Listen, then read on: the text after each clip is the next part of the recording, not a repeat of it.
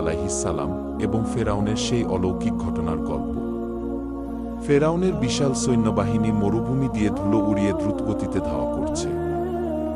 হজরত মুসা আলাইহিস সালাম তার অনুসারীদের নিয়ে যখন লোহিত সাগরের তীরে পৌঁছালেন, তখন সামনে ছিল বিশাল জলরাশি আর পেছনে ছিল শত্রু বাহিনীর তর্জনগর্জন।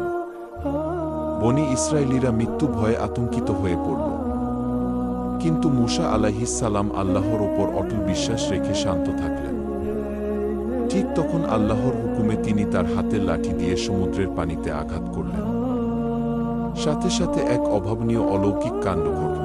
বিশাল সমুদ্র দুই ভাগে বিভক্ত হয়ে দাঁড়িয়ে গেল এবং মাঝখানে তাদের জন্য একদম শুকনো রাস্তা তৈরি হল।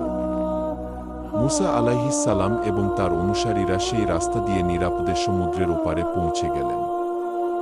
কিন্তু যখনই অহংকারী ফেরাউন তার দাম্ভিক বাহিনী নিয়ে সেই শুকনো রাস্তায় নামল, অমনি আল্লাহর নির্দেশে দুই পাশের পানির পাহাড় তাদের উপর ধসে পড়ল।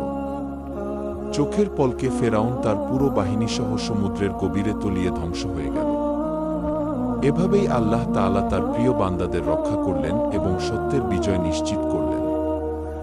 আমাদের এই ভিডিওটি ভালো লাগলে একটি লাইক দিন এবং এমন আরও শিক্ষণীয় গল্প পেতে চ্যানেলটি সাবস্ক্রাইব করে পাশেই থাকুন।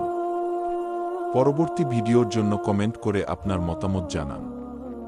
ধন্যবাদ। আল্লাহ হাফেজ।